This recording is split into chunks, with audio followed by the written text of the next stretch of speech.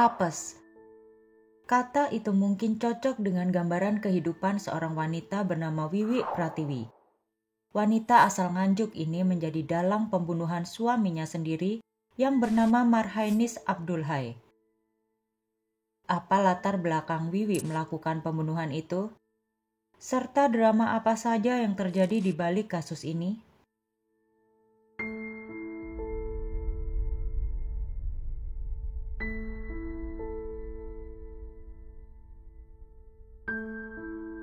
Nasib apes Wiwi Pratiwi sudah dimulai sejak masa kecilnya. Ia merupakan anak ketiga dari 10 bersaudara. Punya banyak saudara tidak menjadikan Wiwi bahagia. Bahkan ia mengaku kalau orang tuanya tidak menginginkannya. Ketidakberuntungan hidup Wiwi berlanjut saat ia tinggal bersama kakak kandungnya. Di sana Wiwi diperlakukan seperti seorang pembantu yang bisa disuruh ke sana kemari. Ditambah lagi ia juga sering mendapat perlakuan tak senonoh dari suami kakaknya itu. Keinginan Wiwi Pratiwi untuk mengubah hidupnya yang suram itu pun semakin besar. Akhirnya pada tahun 1969, Wiwi menikah dengan seorang pria bernama Sukarman. Wiwi merasa dengan pernikahannya itu ia pasti mendapatkan kebahagiaan. Namun pernikahannya dengan Sukarman pun akhirnya kandas di tahun 1976. Dari pernikahannya itu ia dikaruniai seorang putri bernama Sulistiowati. Meski telah bercerai, hubungan Wiwi dan Sukarman masih terjalin dengan baik. Petualangan cinta Wiwi pun berlanjut. Di fase ini Wiwi sangat mengidamkan suami dengan kondisi ekonomi yang sudah mapan. Wiwi kemudian bertemu dengan seorang letkol polisi bernama Sony Butar-Butar. Melihat sosok gagah dari sang letkol, membuat mata Wiwi seakan berbinar. Setelah beberapa kali bertemu dan menghabiskan waktu bersama, perasaan cinta di antara mereka berdua pun muncul. Keinginan Wiwi mempunyai suami yang mapan sudah di depan mata. Namun status sang letkol yang sudah mempunyai seorang istri dan anak menjadi kendala keinginan Wiwi untuk menikah. Apalagi sang letkol juga enggan untuk menceraikan istrinya tersebut. Akhirnya Wiwi pun menjadi kekasih gelap letkol Sony. Dari hubungan terlarang itu, mereka dikaruniai 2 orang anak bernama Dina dan Weni. Hubungan yang tidak jelas itu kemudian membuat ibu dari Wiwi Pratiwi geram. Ia menuntut sang letkol untuk segera menikahi anaknya bagaimanapun caranya. Letkol Sony kemudian mencari cara untuk bisa menikahi Wiwi dengan tidak menceraikan istrinya. Ia kemudian mengaku beragama Islam karena menurutnya Islam memperbolehkannya untuk memiliki istri lebih dari 1. Akhirnya di tahun 1980, Wiwi Pratiwi dan letkol Sony Butar-Butar melangsungkan akad nikah di KUA Tanah Abang, Jakarta Pusat. Wiwi pun senang bukan kepalang setelah dinikahi oleh pujaan hatinya itu. Namun lagi-lagi kesenangan itu tak bertahan lama. Wiwi mengaku tidak bahagia walau sudah diberikan rumah mewah oleh suaminya itu. Ia juga menyebut telah diperlakukan kasar oleh sang letkol. Bukan hanya itu, Wiwi juga merasa suaminya lebih pelit karena tidak memberinya uang belanja. Wiwi kemudian mengeluh kepada sang letkol. Alih-alih mendapatkan tambahan uang belanja, letkol Sony malah menyarankan Wiwi untuk mencari pekerjaan di luar untuk mendapatkan penghasilan sendiri. Wiwi pun akhirnya bekerja di sebuah bar di Jakarta. Pernikahan Wiwi dan Sony menjadi semakin runyam saat sang letkol ditugaskan ke Timur-Timur. Mereka hanya bisa melakukan komunikasi lewat surat menyurat. Hal itu membuat Wiwi pun merasa kesepian. Di saat itulah Wiwi kemudian bertemu dengan seorang pria bernama Marhainis Abdulhai di bar tempat ia bekerja. Marhainis Abdulhai merupakan pembantu rektor di UPN Veteran Jakarta. Selain itu, ia juga seorang penulis buku-buku ekonomi dan perbankan yang aktif.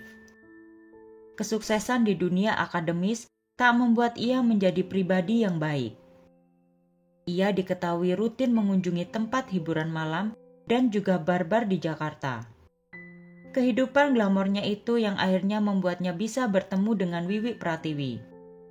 Mereka seakan sama-sama jatuh cinta pada pandangan pertama.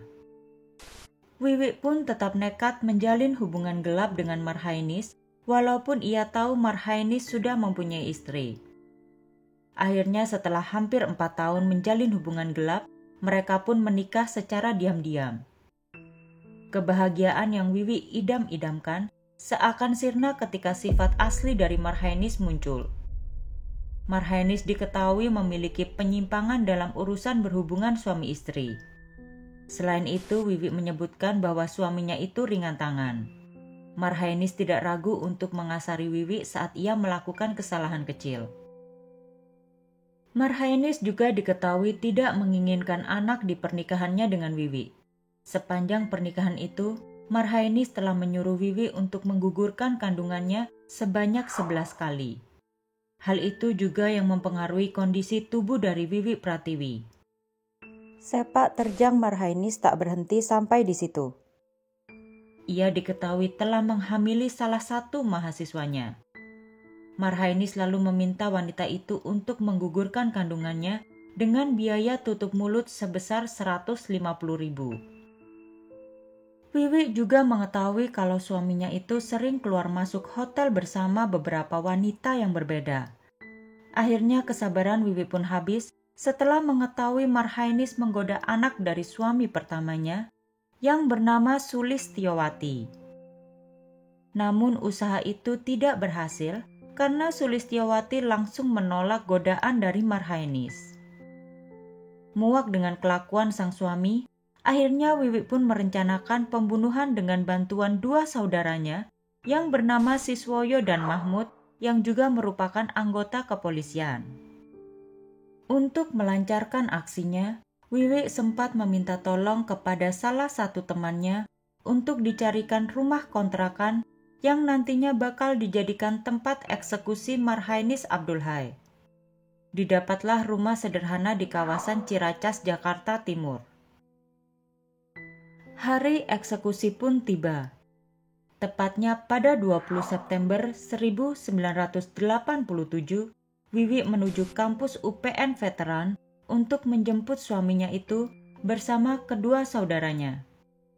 Entah apa yang dikatakan Wiwi, sampai akhirnya Marhainis mau ikut bersama mereka. Sesampainya di rumah kontrakan, Wiwi langsung memberi kode kepada kedua saudaranya itu agar berjaga di luar rumah saat ia melakukan aksinya.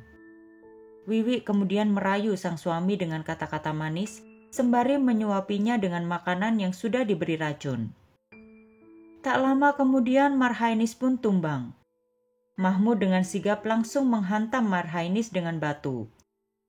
Setelah memastikan Marhainis sudah tewas, mereka membungkus jasadnya dengan karung lalu membuangnya di daerah Sukabumi. Untuk menghilangkan barang bukti, mereka kemudian menuju Bogor dan membakar mobil dari Marhainis. Pencarian Marhainis Abdulhai langsung dilakukan oleh kepolisian setelah beberapa hari tidak datang ke kampus UPN Veteran. Saat itu kepolisian sempat kesulitan untuk menelusuri Marhainis. Sampai akhirnya polisi mendapat laporan jika seorang pencari rumput telah menemukan karung mencurigakan di kawasan Sukabumi. Benar saja jasad dari Marhainis ditemukan di dalam karung tersebut. Polisi kemudian melakukan pendalaman terhadap kasus ini dengan memeriksa beberapa saksi. Semua tertuju kepada Wiwi Pratiwi. Akhirnya polisi berhasil menangkap Wiwi Pratiwi setelah beberapa bulan kabur ke Trenggalek, Jawa Timur. Mahmud juga berhasil ditangkap saat berada di kawasan Pelabuhan Ratu. Sidang perdana kasus ini diadakan pada 8 Agustus tahun 1988 di Pengadilan Negeri Jakarta Timur. Saat itu Wiwi menyewa 5 pengacara sekaligus untuk membelanya. Wiwi yang tertunduk selama persidangan itu membantah semua tuduhan. Ia berdalih bahwa pembunuhan kepada Marhainis adalah perintah dari suami keduanya, yaitu Sony Butar-Butar. Sayangnya pernyataan itu tidak disertai dengan bukti yang kuat. Para hakim menganggap pernyataan itu hanya alasan tak masuk akal dari Wiwi Pratiwi. Tak berhenti di situ, Wiwi Pratiwi juga mengungkapkan bahwa ia sempat diancam akan dibunuh oleh Sony Butar-Butar jika tidak mau membunuh Marhainis. Hal itu membuat Wiwi mau tidak mau harus melakukan kejahatan ini. Namun lagi-lagi perkataan itu hanya keluar dari mulut Wiwi tanpa disertai bukti. Akhirnya pada 28 Agustus 1988, Wiwi Pratiwi divonis hukuman penjara selama 15 tahun. Banyak kontroversi dalam kasus ini. Salah satunya adalah pernyataan dari istri Sony Butar-Butar yang bernama Fahmida. Ia mengaku percaya kepada pernyataan Wiwi Pratiwi karena saat itu Marhainis Abdul Hai diketahui akan mengungkapkan skandal besar yang terjadi di dalam kampus UPN Veteran.